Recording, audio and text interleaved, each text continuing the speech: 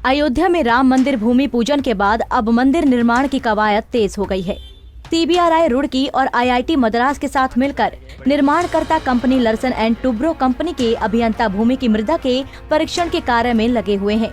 वहीं भव्य राम मंदिर निर्माण में तांबे का सबसे अधिक महत्व होगा। राम मंदिर निर्माण के दौरान जब तराशे गए खम्भों को खड़ा किया जाएगा, उस दौरान एक पत्थर को दूसरे पत्थर के हुक से ज्वाइंट करने के लिए तांबे की पत्ती का उपयोग किया जाएगा। ये तांबे की पत्ती लोगों से नहीं ली जाएगी, बल्कि सरकार से शुद्ध तांबा खरीदा जाएगा और उसे पत्तियों की शक्ल में ढलाया जाएगा। तो पत्थर के ज्वाइंट रहेंगे, तो एक पीस को दूसरे पीस से जोड़ने के लिए जहाँ पर उसमें हुक है, उसी में ये तांबे की पत्ती का भी इस्तेमाल होगा। अभी जो जानकारी में आया, भाई 3 mm मोटी, 30 mm वो चौड़ी और कहना चाहिए एक 18 इंच लंबी, ऐसी पत्तियाँ कोई 10,000 की संख्या में आवश्यकता रहेगी। तो उसके बारे में और जो डिटेल है, यानी वो तांबा किस क्वालिटी का होगा, फिर तो भी उसके क्या नाम वज़न कितना रहेगा, फिर उसकी कॉस्ट क्या आएगी, ये डिटेल होना भी बाकी है। जैसे ये सारी चीज़ें आ जाएगी, जैसे जनता के सामने आ जाएंगी, लेकिन लोहा और बाकी चीज़ उसमें इस्तेमाल नहीं होगी। आपको बता दें कि तांबे की ये पत्तियां 3 mm मोटी, 30 mm चौड़ी और 18 इंच लंबी होंगी। राम मंदिर निर्माण में ऐसी लगभग 10,000 पत्तियों की आवश्यकता होगी। साथ ही मंदिर में स्टील और लोहे का प्रयोग बिल्कुल नहीं किया जाएगा। इसके पीछे की वजह ये है कि तांबे की उम्र लोहे और स्टील के मुकाबले काफी अधिक होती है। इसीलिए राम मंदिर के लिए तराशे गए पत्थरों को एक दूसरे से जोड़ने के लिए तांबे की पत्तियों का सहारा लिया जाएगा। तांबे की छड़ चाहिए,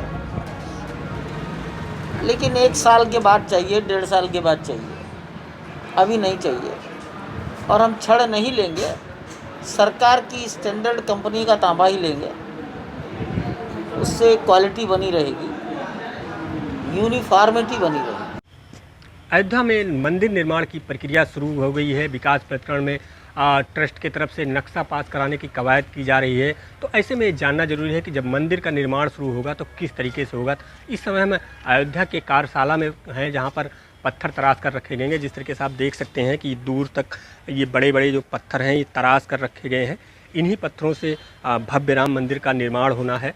तो सबसे बड़ी बात है कि ये भी जानना है कि इन पत्थरों को किस तरीके से प्रयोग होगा और कहाँ लगेंगे और क्या होना है। तो कुल मिला के जो ट्रस्ट की तरफ से जो मंदिर का जो स्वरूप डिजाइन किया गया है, उसमें इन्हीं पत्थरों के माध्यम से 3 मंजिला मंदिर का निर्माण होगा। और सबसे अहम बात है कि जिस तरीके से ट्रस्ट की तरफ से कहा गया है कि इन जो मंदिर के निर्माण में लोहे और सरिया का प्रयोग नहीं होगा, तो जो उसमें तांबे की पत्तियों का प्रयोग होगा। तो ये भी जानना जरूरी है कि जो तांबे की पत्तियां होंगी उनको कहाँ लगाया जाएगा, किस तरीके से लगाया जाएगा। तो देख लीजिए, ये जो पत्थर तराशे गए हैं, इनमें एक विशेष तरीके से कोडिंग की गई है और खाँचे बनाए गए हैं।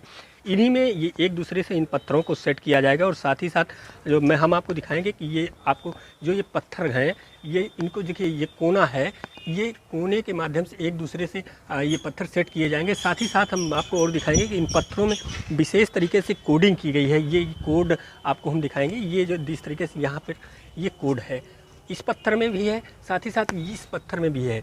दोनों पत्थरों में कोडिंग है। इन्हीं, चूँकि ये इनका अपना जो कंपनी लगाएगी उनका अपना कोड है, वो इन्हीं कोडों के आधार पर पत्थरों को एक दूसरे पर सेट करेंगे। उसके बाद फिर जो इसमें गैपिंग होगी उनको भरने के लिए, जैसा कि कहा गया है कि किसी भी तरीके से स्टील और सरिया का प्रयोग नहीं किया जाएगा, तो तांबे का प्रयोग किया जाएगा। तो उन तांबों को, इन जो पत्थरों के बीच की गैपिंग होगी, उसको सुंदरता देने के लिए और जो जगह होगी उसको भरने के लिए प्रयोग किया जाएगा। हालांकि अभी हाल ही में ट्रस्ट की तरफ से ये भी कहा गया है कि जो तांबे की पत्तियां लगेंगी उसको लोग दान भी कर सकते हैं, लेकिन साथ ही साथ शर्त ये भी रखी गई है कि जो पत्तियां आएंगी वो जो सरकारी मानक के अनुरूप जो कंपनियां हैं उन्हीं से ली जाएंगी। कैमरामैन दृष्टांत टीम के साथ संजीव।